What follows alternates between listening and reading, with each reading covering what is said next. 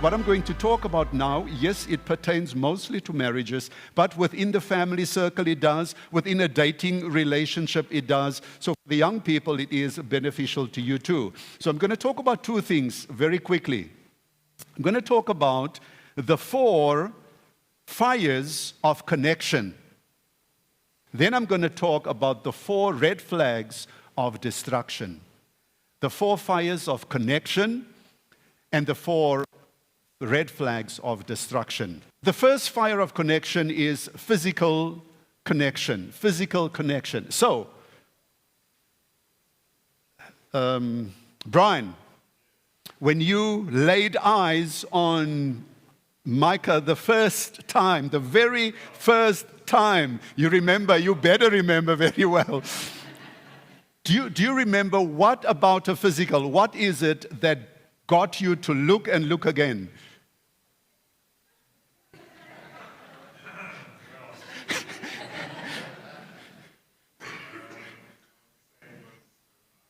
Her eyes, all right? Something about her eyes that attracted you. There was a connection, right? Michelle, Charles, right? Michelle, what was it about Charles, about his physical, that got you connected, that got you to want to get to know this person better?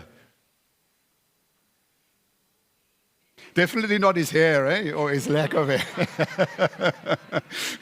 What was that?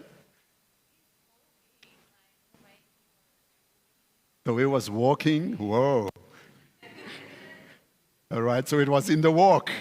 Okay, anybody else? No, time doesn't allow me to, but you get the idea of how you can extend this thing if you have all the time, all right? So, physical connection, yes, that, if we have to be real, right? It was something about your wife's physique that got you interested or connected or that attracted you first, right? So that generally is the very first thing, the physical connection. Now, if that is the only thing that connects you to your spouse, then 20 years later, you're going to be in trouble. When after 2 or 3 or 4 children, the physique is not the same as it was 20 years ago. And if that was the only thing that attracted you or connected you to your spouse, you're going to be in trouble as far as your relationship is concerned. Because there are others now that look better. Your wife looked like that 20 years ago, but today there's others that looked like she looked 20 years ago, and you could be in trouble in your relationship. So, physically, yes, it's important, but it cannot be the only connection, right, within a relationship. So we're going to look at the past, the present, the future, right? Physical, yes, it was the past, it was the first thing. In the present, it has to be still important. So what is my point? My point is, don't let go. Don't take care of yourself. Your spouse deserves that. Your spouse deserves you. No, you may not have the exact same body, but you can still keep yourself neat, can't you? Are we together, everyone? You can still keep yourself fit and in good shape, not dragging yourself all the time, What attraction is that for your spouse? And that goes both ways, all right? You've got to keep yourself up. Don't be like a 16-year-old. That's not what I'm saying. But you owe it to your spouse to still keep yourself physically. Isn't that true? Right? We deserve that, okay, as spouses. So that's present. Future, you continue. Right? First sight, we spoke about that. Physical appearance, we spoke about that. Keep yourself healthy. Keep yourself... What physical attraction is that? When that's all that happens, right? Keep yourself healthy, right? Maintain a healthy lifestyle so that that physical connection can continue throughout your marriage or within your relationships, right? Take care of yourself. The red lights is if you let go. You're going to get yourself in trouble. Come on, man. Your spouse deserves for you to be there, right? Red lights if you let go. Don't let go. All right. I don't have time to expand on all these things, so I'm just going to hop over all of them. The second one is intellectual. Intellectual connection. What are we talking about here? How are we able intellectually to connect? Now, we spoke about the physical connection, right? There was an attraction there. But intellectually, are we able to connect? Are we able to have deep conversations? Or our conversations, does it circle around, did you see how she was dressed today? Do you know how they look? What does she think she is? Oh, how can they do that? How can the preacher talk so long? How can this guy make so many jokes in the church? You know, what does he... Is that the level of communication that you have, and that's where it ends? Or are we able to have deep levels of communication? And I've got something that I want to share with you here today, or show you, with regards to helps along communication, because communication is very important, right, within marriage. You heard Franzel say that's the number one reason why people divorce. Communication is down to nothing because we just surface communicate. There are 5 levels of communication, right? And the lowest level is superficial level, is that first level, talking about others. Talking this chit-chat. No deeper level of connection between the two. So here we have a resource that we have at the conference. It's called the Marriage Deck. We're working on the Family Deck as well. So this is a set of 52 questions that get you going with regards to deeper level of conversation. Instead of talking about the this and the that, right, that really connects you nowhere. You can come and have a look at this, and you can obtain this from us. But very valuable, very, very valuable, that takes you deeper into conversation and communication and gets you to connect with each other on an intellectual level. Intellectual connection also refers to, similar interests that we have. And even if we don't have similar interests, I have an interest in geography, right? And my wife's got an interest in sociology, which is very different fields. But we can complement each other. It doesn't have to polarize each other. Are we together, everyone? I can show interest in my wife's interest, and she can show interest in my interest. Or, even better, we can have similar interest, and then we can enjoy this even more together. All right? Oh, there's so much more on intellectual that just time doesn't allow me to go into it, but you get the idea. Right? Emotional connection. Emotional connection. Right? Probably the last one.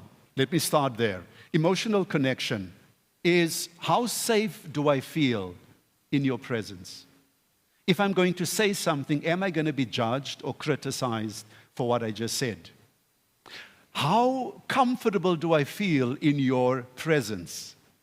You make me laugh. You must have such a ball with your husband that sometimes probably it gets too much for you to handle. I was at his house. He doesn't stop. He's got so much, an arsenal of things to make you laugh. But how comfortable do I feel in your presence? How do you make me feel? I feel safe. I feel I can laugh. You make me laugh. Now, can you imagine? I'm jumping now very far, right? There's a lot of in between. Because of time, I'm jumping very far. Can you imagine if that stops in a relationship? And at work, there's this guy. You know, he's just so funny. This guy makes me laugh. I can't wait even to get to work. He makes the day go by so quickly. You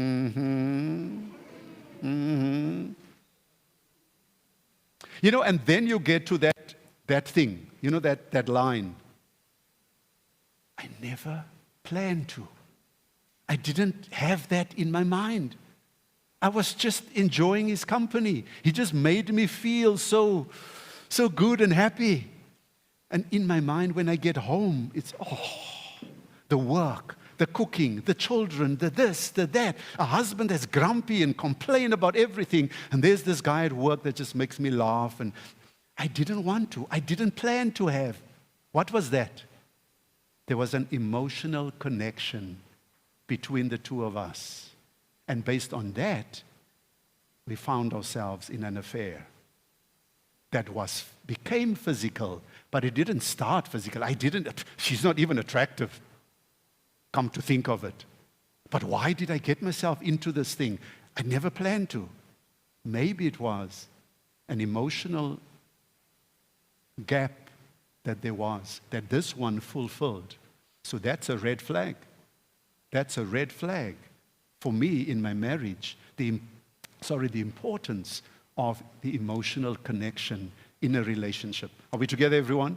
And so for dating, that's the same, right? Don't just go for the tall, dark, and handsome.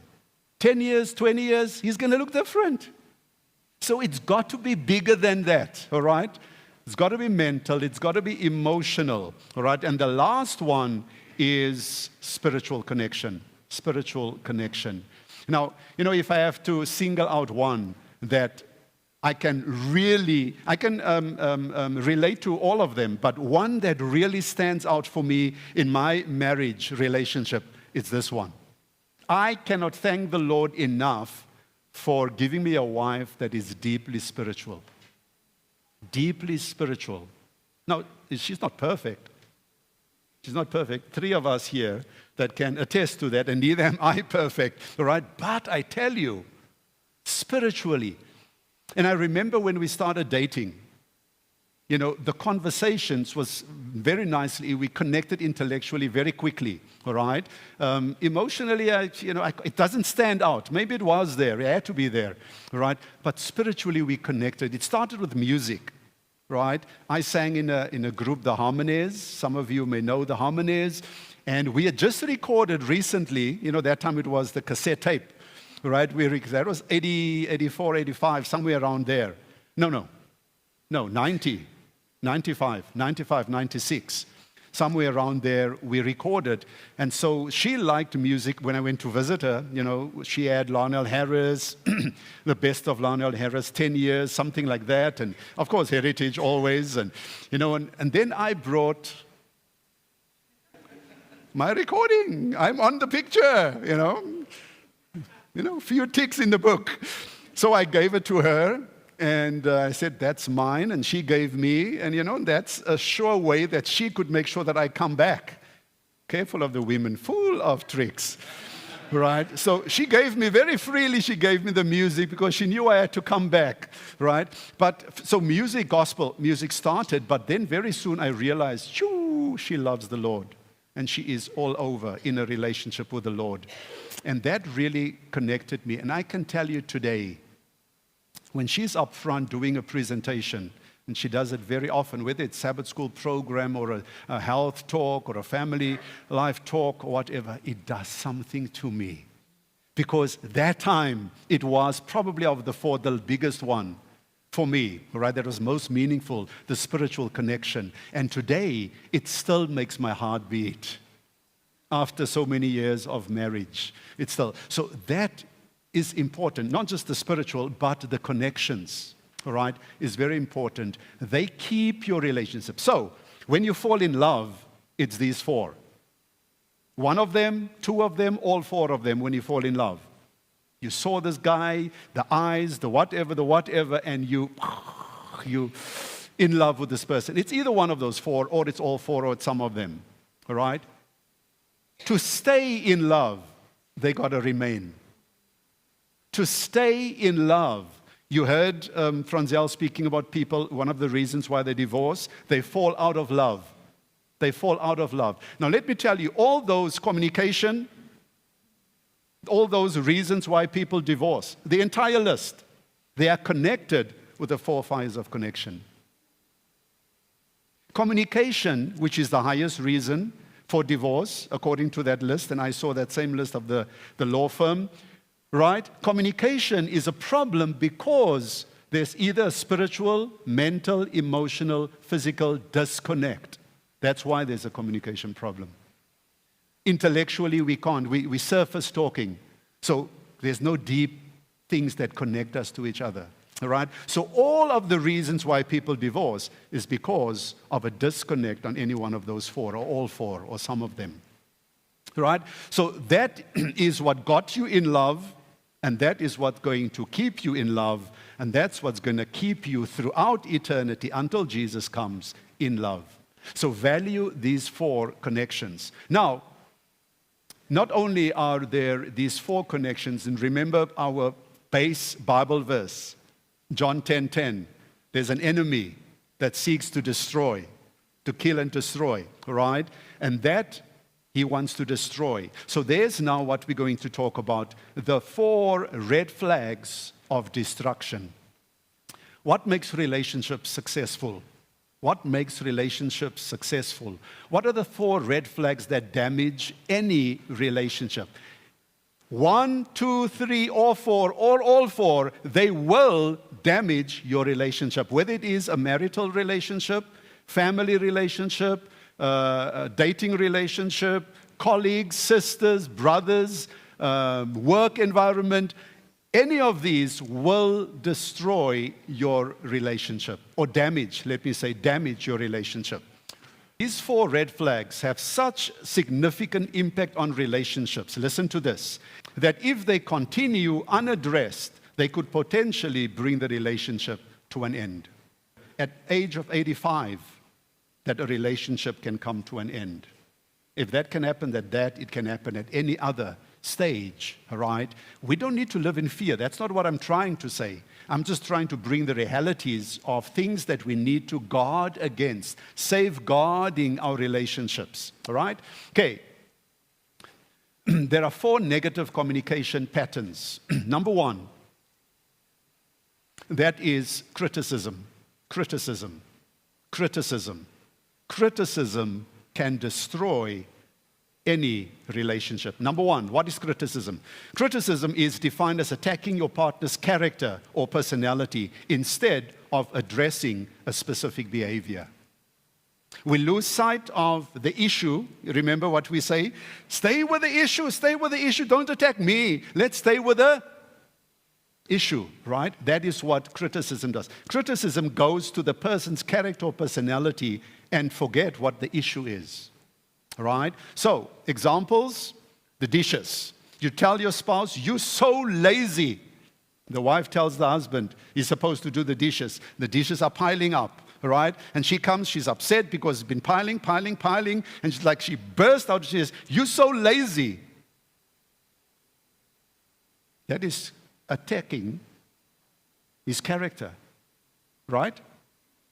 Probably a different way of saying it, where you stay with the issue of the dishes are not done, is I'm frustrated that you didn't help me with the dishes. So it's I language. You're saying, I feel very unhappy. I feel frustrated when you don't do the dishes. I'm not attacking the person. I'm dealing with the issue. And I'm saying, how is it affecting me? Are we together, everyone? And that's the basic principle of the entire presentation, right? That's basically what it is about. It creates defensiveness. Criticism creates defensiveness, right? It erodes trust. You know, there's the heart. There's your heart, right?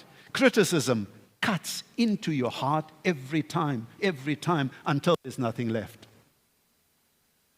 You don't feel anything anymore because you've been criticized over the last 10 years, 15 years, 20 years, so much that it has eroded everything that you felt. It's gone. And that's why you're saying after 25 years when the children are out, the wife says, I'm out of here. I've been tolerating you for the last 20 years because I've got nothing left. I just stayed for our children. You've eroded every feeling of mine. You've eroded it. It's gone. That's what it does, right? It damages self-esteem. Unfortunately, I don't have the time to go through everything, but the idea is it sparks something in me as a church, how we can reach the community. I want to constantly bring that before you. How to overcome criticism. Focus on behavior, not personality or character. The behavior of the person and a deal. Use the I statement. I feel unhappy when you, right? And then avoid exaggerations. It's exaggerating to say you're lazy. So that is a definition of who you are. But that's an exaggeration. That's not the totality of me. It's just because of the dishes. It's something that I really feel I can do when everybody's gone to bed. I can go and have my quiet time. It's therapeutic for me to do the dishes. But now I'm labeled as I'm lazy, a total person, right? So avoid exaggerations. We'll skip that. And we'll come to the second one. The second one is contempt. What is contempt? Contempt is a feeling of disgust or superiority that can manifest in negative communication patterns, like, for example, sarcastic, comments, cynicism, name-calling, eye-rolling, sneering, mockery, hostile behavior. These are all forms of contempt. Sound familiar? Look familiar? You know, those little sneering remarks, that sarcastic remarks, cynical remarks that you're passing. Yeah, very familiar, right? That's what we call contempt. Reasons why contempt is harmful. When we express contempt towards our partner, we are essentially saying that we are better than them. And marriage is not about one better than the other. Marriage is not about competing and superiority. It's about a unity, right? It destroys communication. How to eliminate it? Treat each other with respect. Build a culture of appreciating than criticizing or contempting cynical behaviors. Practice active listening. Listen to what the person is saying. The verbal and the nonverbal communication. You know, the nonverbal is by far the largest, right? What you say, the words that you hear. And this is how men and women are different. There are many ways that they are different, but one of the ways is when a man generally I'm generalizing, right? I'm not saying every man is like this. Generally, a man communicates very direct. A wife will say, you know, I feel so tired. I had such a long day. And by saying that, she's saying, I wish you can prepare supper tonight. The woman wants you to take time to read into what she's trying to communicate with you, right? But you're not getting. But when she communicates the other side, you pick it up very quickly. Right. Right, learn to manage conflict. Right, then the third one is defensiveness. Defensiveness. So it's criticism, contempt. Criticism erodes. You can see why it is called red flags of destruction. Right? Then contempt, and then the other one is defensiveness. What is defensiveness? Defensiveness is a form of self-protection. Right? That can manifest as righteous indignation or playing the victim. Righteous indignation or playing the victim. That's playing the mind game on your spouse. Right? That's basically what it is. When we become defensive, we are essentially saying that we are not at fault and that our partner is to blame for the conflict. Just ask Adam and Eve. Right? That's where it started, and it's in our DNA to protect ourselves and to project the blame onto someone else. Isn't that the case? Right. Reasons why defensiveness is harmful. I think we pretty much have gone through that. How to eliminate, again, comes down to the I statements and listen carefully, etc. Then the last one is stonewalling. What is stonewalling? Stonewalling is a form of withdrawal that occurs when the listener disengages from the conversation without resolving the problem. Now, again, I'm generalizing. It drives every woman nuts when the man withdraws. He just goes quiet. He blanks out. You, generally the women, want to solve the issue now, right now, because you can't. My wife, just the other day, we had a conversation that reached temperatures of 100 degrees Celsius. You know that kind of conversation, right? And I felt offended. So generally, what do? I withdraw. She gets upset because I withdraw. Now it's sleeping time.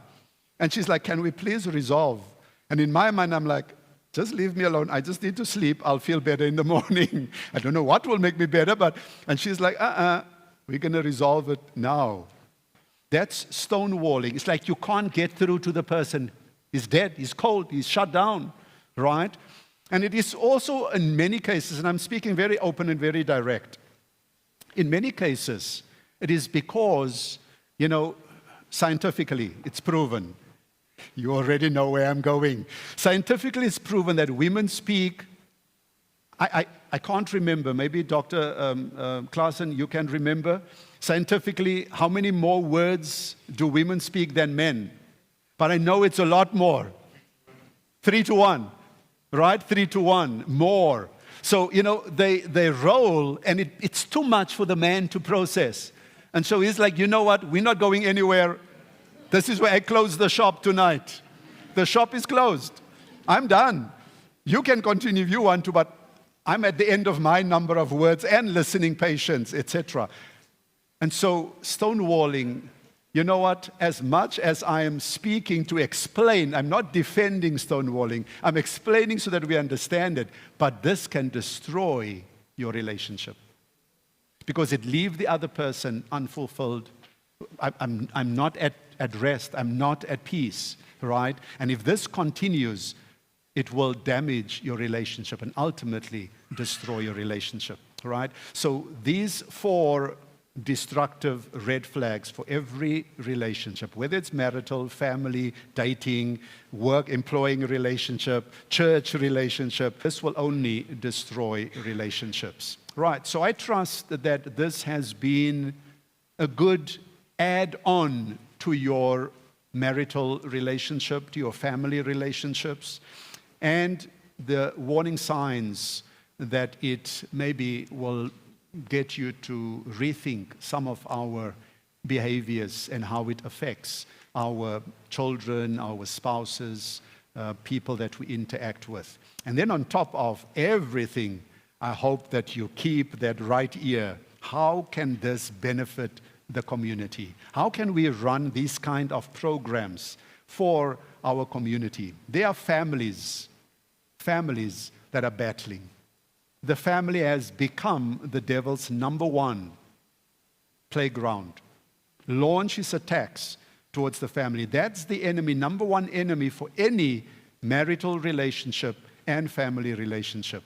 We have knowledge, teachings, seminars, workshops, programs that can enrich our communities. And these are what we call activating events or bridging events to bring our people together, to build relationships so that we can eventually at the right time share the gospel truth with them. May God bless you as we contemplate on these things, that the Holy Spirit will strengthen us in our relationships. In Jesus' name, amen.